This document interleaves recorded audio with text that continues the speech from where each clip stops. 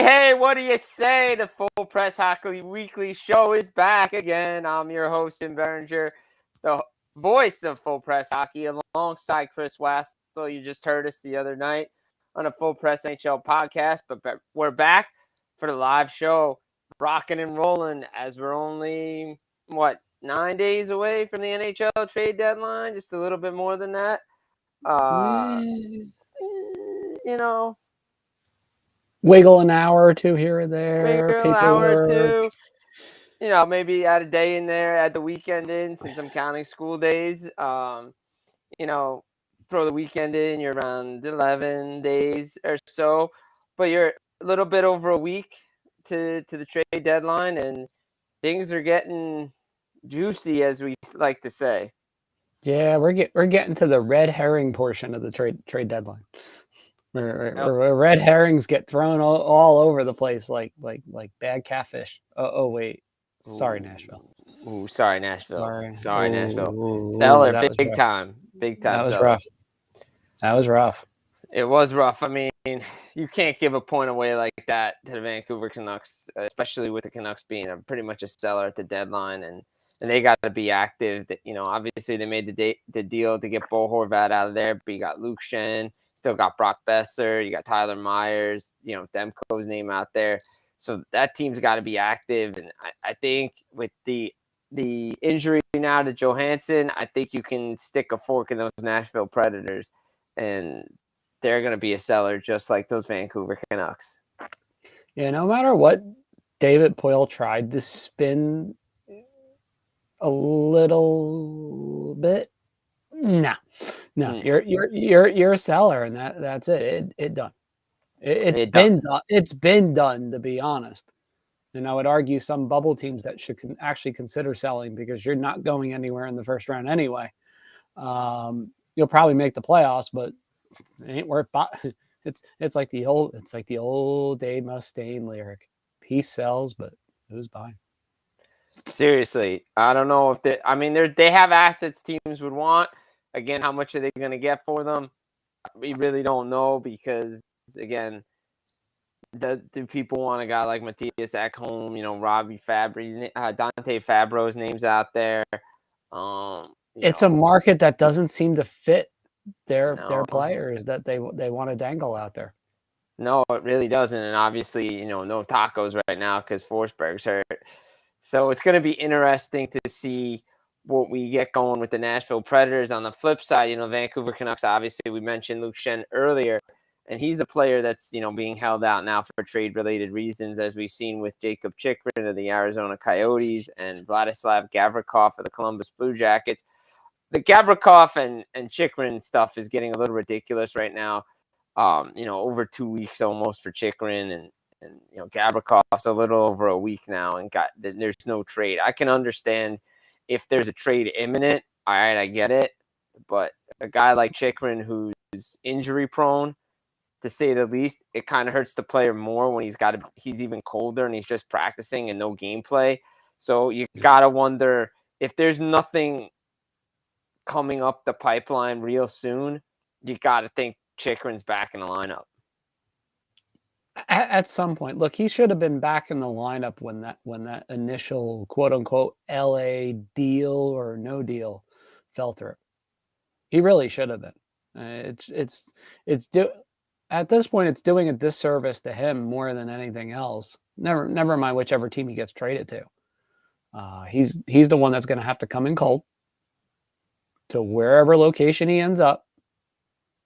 And then you're going to play the inevitable Russian roulette where, oh dear God, what happens if, he does get hurt? Then it's no good. And, not the only player, obviously. Gavrikov's another big one. I thought he would have been moved by now, and for some reason he hasn't gone either, which seems to be this growing trend with the NHL trade deadline, where some guys did move, some guys are just getting caught in limbo, because it's as if teams are just waiting to see what domino falls, or they're waiting for the Moby Dick domino basically to fall. Yeah, and I mean, like you said, we've mentioned a couple dominoes. Bo Horvat went to the Islanders. You had Vladimir Tarasenko go to the Rangers. Obviously, the Rangers made another move with Tyler Mott over the weekend. Toronto goes pretty much all in with Ryan O'Reilly and Nola Chari. Today, the Vegas Golden Knights open up some LTIR space, moving out Shea Weber to Arizona, the land of money, as the Yep. Coyotes are. That's where contracts just go and eat. And I know the Coyotes want to facilitate deals for other teams too. That's why they're trying to get Chikrin off the books. And then we have Shen sitting. I got to imagine the Shen deal is probably right around the corner. Look, Boston we know is in on pretty much all those guys, Chikrin and Gavrikov and Shen. Just Yep. what makes sense. But again, like most teams, Boston's got to clear out money if they want to bring in Gavrikov. I think Shen's probably a good option for them as well. Don Sweeney's got to do something to make that team viable. And, not for nothing, I know they have a lot of talking heads in Boston, but the idea of trading Swayman or Olmark, the Jennings Trophy duo, one guy's going to win a Vezina Trophy. Yeah, I don't know what you're smoking because I don't want any of that because it doesn't make any sense when the team's sitting in first place. As Timmy Rosenthal from Bruins Daily told me, it's Boston. It's Boston being Boston sports radio. It really is, and it's not surprising. You get some channels up there that they will drum up anything just to knock their numbers up a little bit. It's a cutthroat sports radio landscape up there. It's quite interesting. And mostly not true. Things are mostly not true up there. We know Boston wants to be active. We know Boston wants to add. We know Boston's looking at defense. We know Chikrin's name's been out there. Gavrikov, Shen. I mean, all great options. What can Don Sweeney pull? I mean, obviously the Bruins have to move out cap space to make it happen. So, Boston is going to be a player at the deadline. As I said earlier, Vancouver better be active or it's a disappointment. Because they have so many pieces teams want. And, obviously Erik Karlsson to the Edmonton Oilers is continuing to gain steam. Chikrin to LA. It's not going away. I mean, look, a lot of money would have to be moved to make this thing work. You're going to have to get a third party involved, as we saw with the Toronto deal. And now with the news that Jake Muzzin is officially out for the rest of the year, his money will go on LTIR, and the Leafs will have more money to spend on a defenseman or a goaltender. Preferably, I think they need both. But again, Kyle Dubas is going to do what Kyle Dubas does and figure out what they need. But to me, I think, it's just there's so many moving parts now because it's really getting down to crunch time. Yeah, now you're going to start seeing the I guess the next loophole that will be closed is, the LTIR space to acquire more players. It's like, the NHL is always two steps behind with every one of these loopholes. Next it'll be the facts didn't go through. We'll circle back. We'll go back to the facts didn't go through, and we couldn't trade this player now, but it made it before the deadline, supposedly, according to Twitter. So it's got to be allowed. Yeah, I'm waiting for something crazy like that to happen where, it's on a call and say the unthinkable happens and the everything gets stuck. Wouldn't that be something crazy? Now look, this is purely hypothetical. Does not mean this is going to happen. We're going to go long-range weather model here. Ooh. There's a chance of a snow or ice storm next Friday in our area. Yeah, the home offices.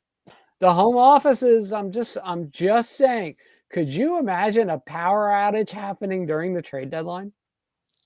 I mean, this is like let's put it this way. This is like a 0.0001% chance of this happening. But you imagine the amount of people arguing for this thing to never, ever being on a Friday ever again. Well, I'm still arguing that it should never be on a Friday, period. Either way, this should never be on a Friday, and there shouldn't be that many games on said Friday either. But we all know that. Again, the thing is here, this is this is the time of year where it just gets all screwed up. And once you realize that, and once you come to that understanding, and you see it all over social media even today, unfortunately. Oh, we're out on this guy, but we're in on this guy, and we're out on this. Unless you're in the room, you don't know what's going on. You don't know. And even then, because we've seen it before firsthand. I remember a certain, and I always refer to this. I remember, a few trades, particularly because of, our proximity to a certain arena and a former general manager. Yep. Two in particular that got leaked out. One was from Chicago for a certain Czech forward that the Devils were desperately coveting. Yep. And that thing never happened because it got out 5 minutes before Lou wanted it to get out. And that sucker magically, said player had a problem with his physical and his paperwork, and it didn't happen. And another instance, certain Hall of Fame goaltender was heading to Minnesota. That got out. No. Not so fast. Not so fast. And that's the thing. When these things go quiet, they go quiet for a reason. I mean, look, I still remember the classic trade deadline blunder of all trade deadline blunders. Bob Gainey thinking he had Marian Hossa as a member of the Montreal Canadiens. Oh, I remember that. Yeah. If anybody remembers this, this was wild. And it's only because of the timing. 2:50 that afternoon, announced on RDS, of course, French, so you have to translate and all sorts of fun stuff. They put out that Hossa has been traded to the Montreal Canadiens. Really? Something's fishy. Remember, they had moved cap space. They had moved Cristobal Huet to a third world country earlier in the day. Yeah, he went to Robert Island. He really did. Before there was Robert Island. Yeah. Right, that's true. 2 minutes later, somebody who I trust in Pittsburgh highly kind of hints out something's fishy here because there's reports from Pittsburgh's hierarchy that they're close on a deal for Marian Hossa. This is the part where I was told to shut up. Right. Obvious reasons. Held out for 5 minutes. 2:57, Marian Hossa trade happens. Canadians have to do a press conference before the 3 o'clock deadline saying they were out on the Marian Hossa deal. And literally not even 30 seconds later, Hossa's announced to Pittsburgh. Everybody knows what happens afterwards. Yes, I know the Pittsburgh didn't win the cup that year, but yeah, it's crazy. It's nuts. You never know what's going to happen on the trade deadline. You really don't know. And look, if you look at teams like the Canucks, the Predators, what are the Flames going to do? What are the Islanders going to do? Are they going to be sellers, Barzell's week to week? They're still right there. What are the Panthers going to do? They have to clear cap space. We look at the contenders, but then we really don't look at the teams on the outside looking in, like the Senators. What are they going to do? Minnesota, how are they going to bring in, Braden, brings up Colorado. They need to just get healthy, and they need a second line center desperately. Adam Henrique's name's starting to turn over there because kind of Taves is not getting traded. Jonathan Taves is not going to get traded. Ryan O'Reilly's moved to Toronto. Bo Horvat's on the island. I don't know if Sean Monahan's getting traded. So the center position is starting to dry up for Colorado. And, and then obviously there's the big fish of Timo Meier to New Jersey. But before we get to that, obviously, we touched on it on the podcast, but the Ryan O'Reilly deal to Toronto is a really good one for two reasons. A, they get you can tinker with your lineup any way you want. You can roll on what they did yesterday, move Tavares to the wing and O'Reilly center, and then O'Reilly gets a hat trick. Or you can have 3 guys down the middle, and then you add Nolachari in, which is a great pickup for your bottom 6 because you know he's going to be in the top 12. So it moves different guys up and down the lineup. And now with the news of Jake Muzzin, now Toronto can spend a little bit more. Yeah, and I mean, look, it's this playoff year maybe more than any other because obviously the scoring increase is not going away. This isn't going to be something where things regress come the playoffs. You're going to see teams are going to have to score. Yes, the ice gets smaller. I understand that, but there's still going to be the same amount of goals. It's just not going to look like it, but it's there. And you need every bit of versatility that you can muster. Let's face it, Toronto now has those options that they did not have before. They can use them. They've got a guy. Look, the one thing that does tend to tighten up at least a little bit are penalty kills come the playoffs. The ice is definitely smaller. The spaces to work on the power play are smaller. You need guys that are big that can move defensemen and goaltenders around or screen them. Either or. Toronto got 2. Ryan O'Reilly. No, you can use Achari on the second unit even if you're looking to like jam a little muscle in there. Again, they have options now. They don't just have to go with the same core 4 guys and then have everybody in Toronto just hammer them because they don't produce. It may still not work, but at least there's options there. You can't at least pin this part of it on management or the coach. No, you can't because now it's on the players to get the job done because now Dubas has set himself up for a team that can make a deep run and scare some teams, especially a team like Tampa or a team like Boston. In potentially Boston in the second round. Obviously, they're going to play Tampa in the first round. You know what Tampa is: Nick Paul, Brandon Hagel, guys that can forecheck, slow the game down, especially in those tight situations. You got Corey Perry's, Pat Maroons, guys like that. And now Toronto has those guys, but again, Tampa still hasn't made their move yet. They're going to have to figure out who they can bring in because they're going to make a move to match what the Leafs did. It's an arms race, as we see in the Metro. The Rangers make their move for Tarasenko and Mott. They're probably not done yet. They probably got a couple of more things they want to do. The Islanders, they bring in Horvat, you lose Barzell. Okay, they have pieces the teams want. Are they going to move out? I doubt it. I think Lou probably adds because he believes his team can get into playoffs because they could scare some teams, especially if they get in, because they have the goaltending and the defense to do it. But they don't have the goal scoring. And it comes every now and again. That brings us to New Jersey with Timo Meier. I mean, look, we know the Devils want him. They want to do everything in their power to get him.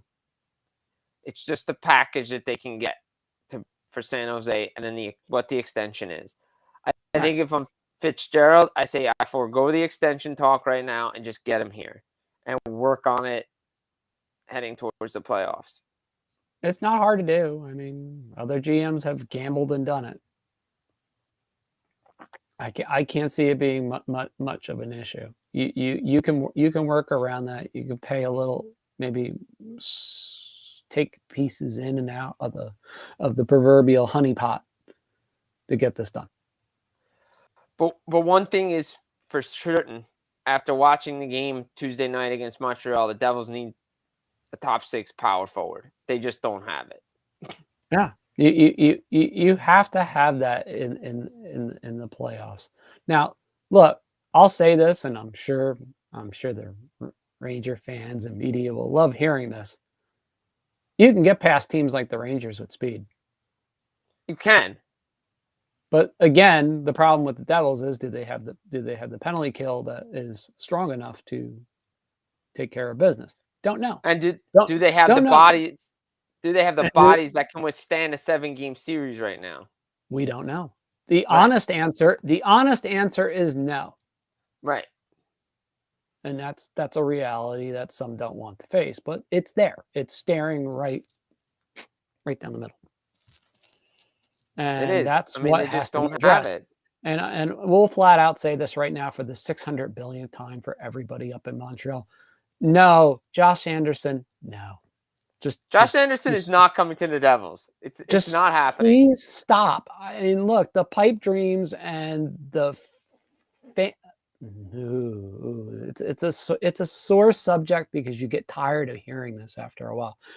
We get it, Montreal. You have some weird love-hate fascination with Martin Brodeur. I don't know what it is and whatever he does, but it's like, wow. It's like, okay, get over it. Enough. And it's not everybody in Montreal. It's just certain media members that just obsess over the Devils. For what reason? I don't know. What? Because we beat you all the time? Because from my understanding, Kent Hughes said he liked Josh Anderson and wants to keep him around. Yeah, there's a lot of weird things going on with this. It's like, well, wait a minute. What do you mean he's actually wanting to trade him? It doesn't sound like he wants to trade him unless he gets something that absolutely floors him off his seat. And so far, he's not getting it. He's not getting it, and I don't think he's going to get it. No, I don't think he's going to get it either because I don't think he has any intention of trading Josh Anderson at all. And again, I mean, people have to remember, all right, so if not New Jersey, then who? And there's a few dance card partners out there, sure. But one that I can tell you that's not probably going to do much is the Buffalo Sabres. Yeah, I don't think Buffalo's going to do much. Buffalo's not. Look, Kevin Adams and company have a plan. And look, losing 5 out of the last 7 probably cements that plan. Like, hey, you know what? We're just gonna sit back and see where this goes. Everybody thinks, oh, they're gonna add a piece. So this team's gonna. I don't think so. No, I don't think so either. The smartest thing, there's a few teams out there that are like that. Probably the smartest moves that they can make is not making one at all. And I know. I mean, would you throw Ottawa in that category? Ottawa doesn't have all that much to really sell at this point. No, but I'm saying is that a move like you mentioned Buffalo? Hey, maybe we'll just sit back and chill. I think Ottawa almost has to now. Even though they've 7-2-1 over the last 10, they're playing well. They've been looking to add a defenseman, so. But they kind of go up and down and up. Yeah, I know the roller coaster, and they can't seem to get above like this.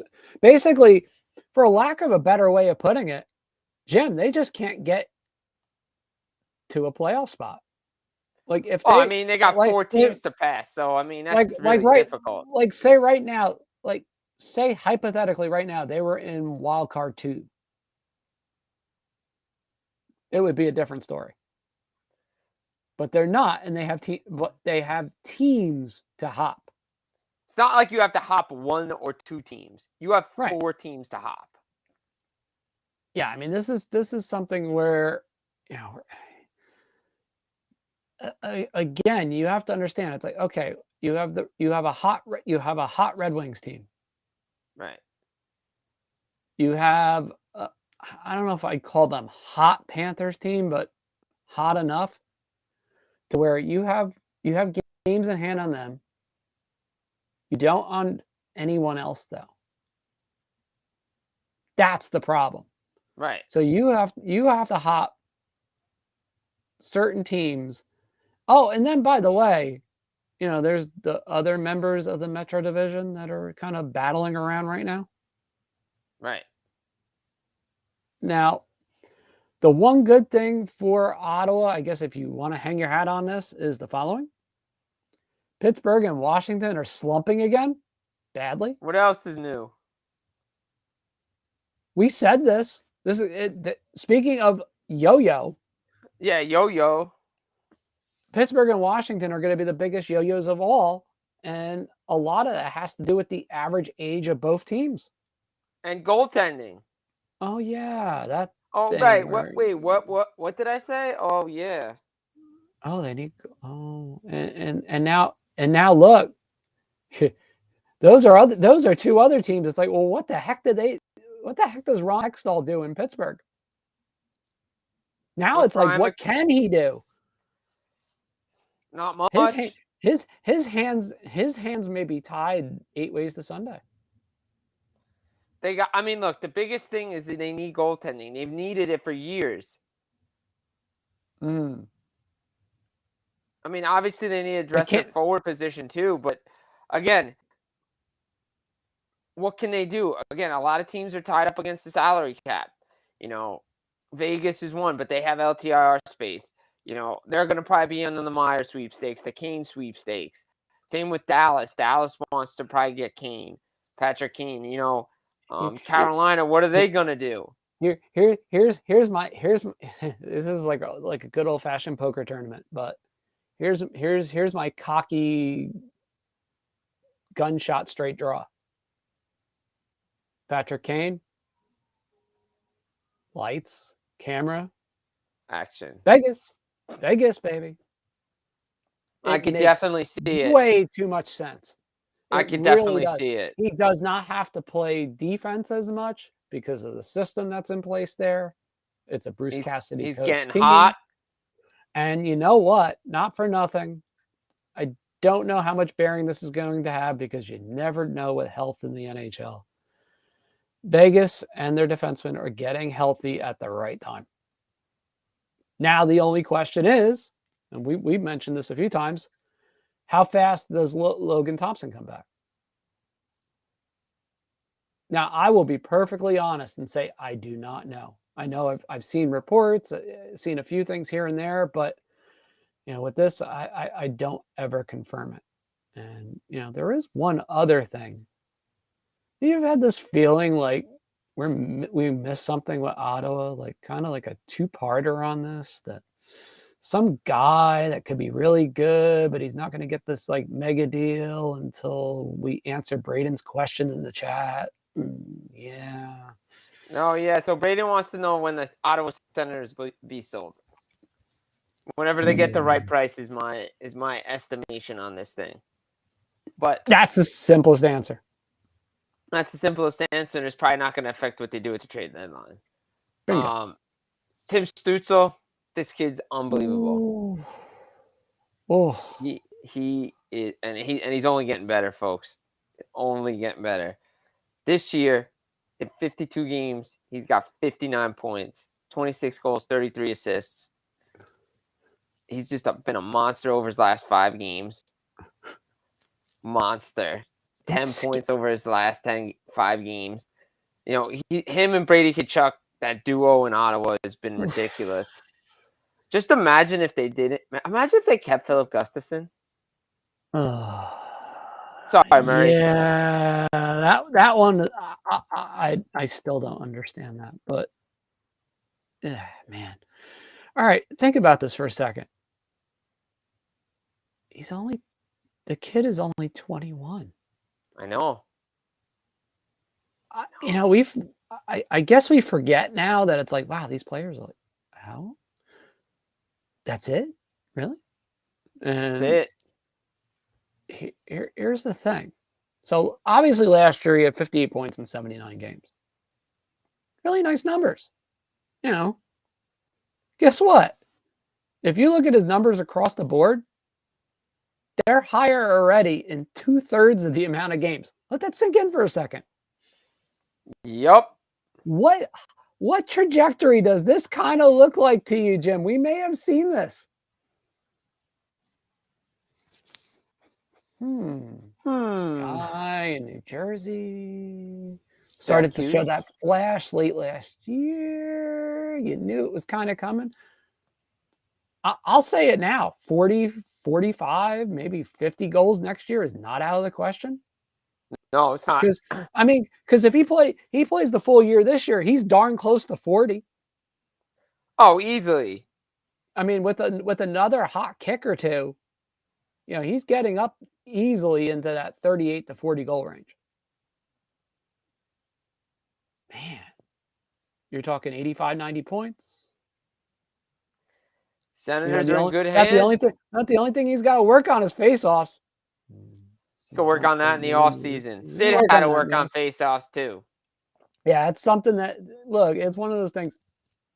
It's fine. You worry about how the rest of the game is coming along with Stolte. Man, the moves. It's not just the points. It's what he sets up and the breakdowns that he causes in opposing defenses. That's more impressive than anything else. Really, really impressive. I mean, this is why he was named for Star of the Week by the NHL on Monday. I mean, like, the kid's unbelievable in Ottawa. I mean, they've hit on their draft picks recently. I mean, you got Sanderson on the back end, Brady Tkachuk up front, Tim Stützle up front. I mean, their core is really set. And then imagine if they could re-sign Alex DeBrincat, who's not going anywhere, FYI. I think he's staying.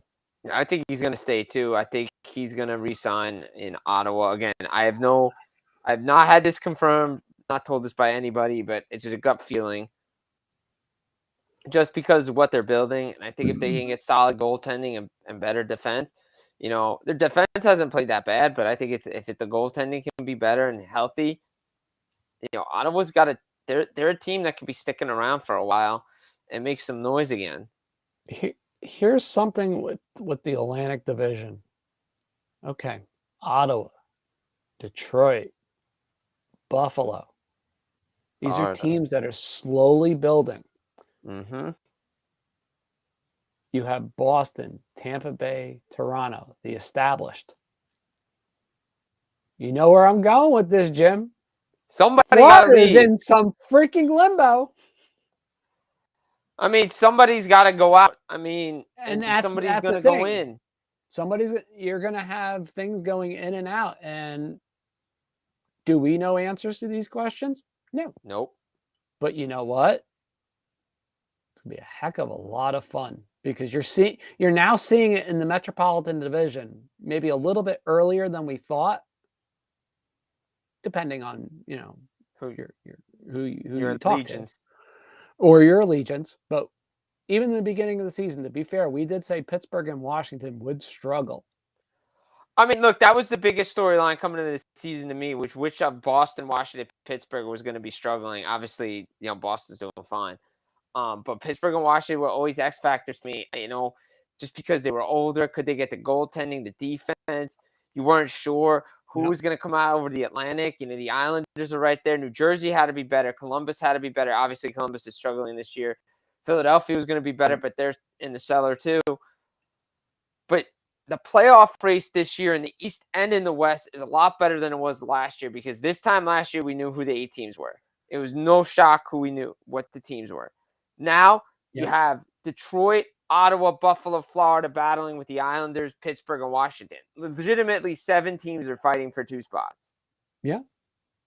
You have battles, and you also are not going to have 8 teams finishing with 100 points in the East. No, I mean, maybe, Buffalo might be falling out of that picture with losses in 5-7, but I mean, they could eventually go on a come right heater back again. in. Right, exactly. Detroit's got on their winning ways again. So, and Tyler Bertuzzi's not going anywhere now. He was going to trade Bay Target. And guys, like we said, New Jersey's up there with Carolina, top that division. They want to add sandpaper. Maybe a guy like Max Domi, Ivan Barbashev. Those would be good additions to them. Barbashev is the one guy I'm interested to see what he does with a slightly expanded role. Right. And that's the question that everybody's asking right now. Look, and people are saying, oh, no, Chris, they're not.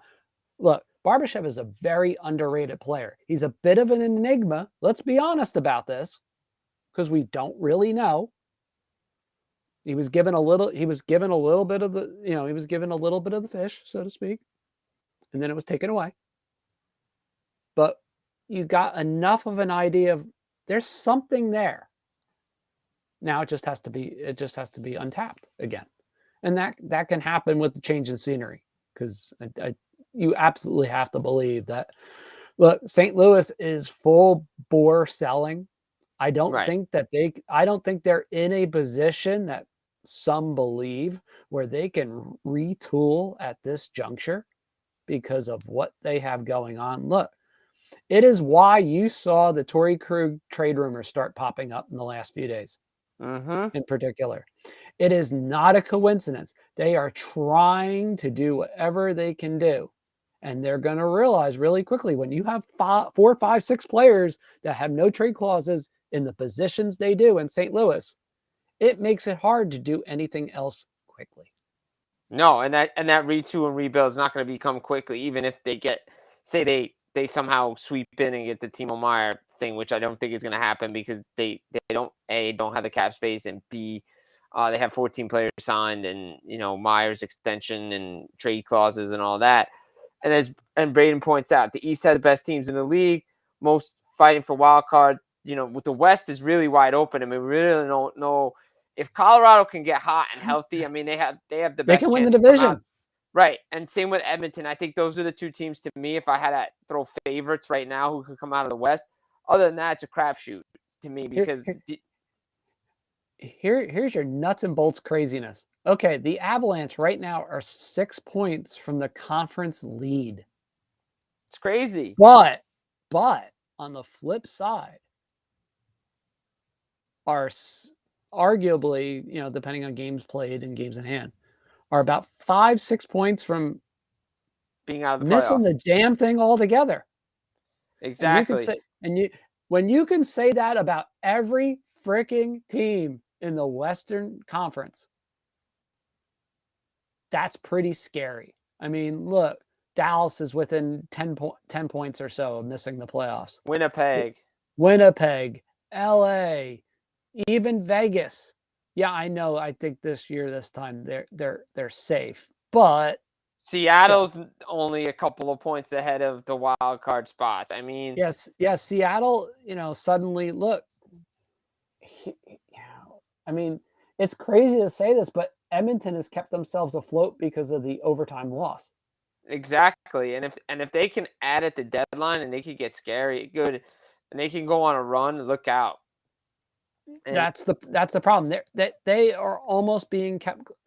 All this kind of losing and things like that by these teams has kept, at the very least, it's kept Calgary in. Yeah, for a little bit. I just don't know. I think they got to get it together. I think the goaltending has to come together for them. And if they, I don't see it. I just don't see it. I just don't see Calgary making it. I just don't see it. Unless by some miracle everything starts to click, which I've yet to see happen. I think the Flames are going to miss the playoffs. And I think you're looking potentially at the teams that are going to get in right now. It's potentially the reality. And look, you know what this means? Daryl Sutter's going farming. Probably. But yeah, the East, it's jam-packed. We really don't know. Teams are in floater positions. I don't know, they're going to be buyers, sellers. We know teams out in the West, certain teams are going to be sellers. We're waiting for the dominoes to drop. You got to feel like something's going to happen before next Friday on certain players before the rest of it can go down. Again, we're going to be back again next week with a show on Wednesday, and then we'll have our trade deadline coverage on Friday as well. We're working out the details there. But there's so much to happen. We've already had a couple of trades, some minor moves, a lot of money being played. But once that first domino goes, the rest of them will fall in place. And watch the waiver wire over the next week. You're going to see you are definitely going to see some strange things that pop up. It may not be a lot, may only be like 2 or 3 transactions even. But there's going to at least be one that you just go, huh? Without a doubt. It's just, again, we've said this, and you have to keep saying it, unfortunately. The cap makes this reality possible. No one likes it, but you have to get more and more creative, and teams are figuring it out finally. They're figuring it out finally, which is great. Now, what would be great if we had $10 million in extra cap space right now? Yeah. Because there would be an awesomely epic trade deadline. I mean, if you're looking at a $90-something million, even a $90 million cap, Jim, not even going 10 up, say 7.5. Ooh. It'd be a lot more interesting right now. I think a lot more moves would be made. And I think that's something the NHL's got to visit over the summer and discuss moving that cap up, regardless of how they want to slow play this thing, because they got to get excitement around their trade deadline. Yeah. Every other sport does it. Look at the nuts and bolts that was the NBA trade deadline. Exactly. Perfect example. And this is why they need to raise that cap and get things going. It's going to be a wild few days over the next week. What's going to happen? Waiver wire. Could there more trades be down? FullPressHockey.com will have it. Check us out on Full Press NHL on Twitter, YouTube. You can find this podcast along with all the podcasts from Full Press coverage on iTunes, Spotify, where you get your podcast. That's been Chris Wassel. I'm Jim Berenger. Thank you for tuning in for the Full Press Hockey Weekly Show here on Twitter, Twitch, YouTube, wherever you find us, on Facebook as well. I hope you enjoy the hockey tonight and get ready for the NHL trade deadline.